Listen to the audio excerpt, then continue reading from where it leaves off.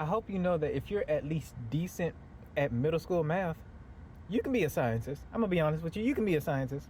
Specifically when it's about the calculation side of the science. To be honest, the actual science is finding the variable that into which is the number that you need for the math equation that you need in order for you to get the exact calculation for your specific project.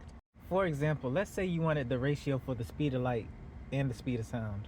You find the numbers that they have the most common with, divide it with one another, which gets you to 880,000 to 1, which lets you know that light is 880,000 times faster than the sound waves. Or better yet, let's say you want to know the average growth rate of a new species of plant that you just discovered. You have an abundance of seeds and now you want to test, okay, what's the average amount of growth that they can have until they produce fruit? And let's say, for example, you have 4 test results. Neither are the control because you're trying to see the average thereof. Let's say that the first one took 9 months to produce fruit, the second one 10, the third one 9.5, and the last one 8. You would find the median thereof. Add all those numbers up together, divide them by how many there are, in this case 4. Your answer should be 9.125 or 9 1/8, which lets you know that approximately in 9 months you should be able to produce fruit with that new discovery plant. You get what I'm saying. The point being, science isn't hard. Getting the actual variable of said numbers are hard. You know how difficult it was to get the speed of light and the speed of sound? You know how difficult it was to calculate the specific numbers for Coulomb's law that directly deals with electromagnetism? Why do you think so many people have a hard time with science despite the number of variables already being there? Simply put, because it's too hard. Some of you are not good at math and that's okay.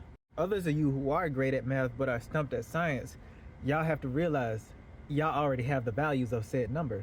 It only gets hard when you try to find a variable / number that correlates with what you're observing. And to come back to this example, you coming up with a test to really put a number on exactly how fast light is, that is where it gets hard. But once you find that variable, once you find that specific number, everything else that comes after it is easy. But you also realize that one slip up can lead to your whole calculations to be off completely. That is no exaggeration.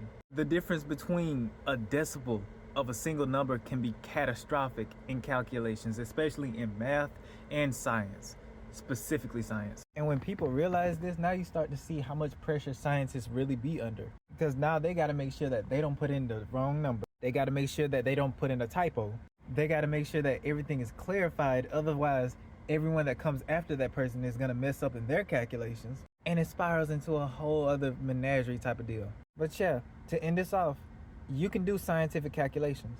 It only gets hard when you're trying to find a variable. But if you know the equation and you know the formula, and it doesn't require a variable thereof, it's simple 5th grade to middle school math. And I stand on that. Achei pincel de Dios.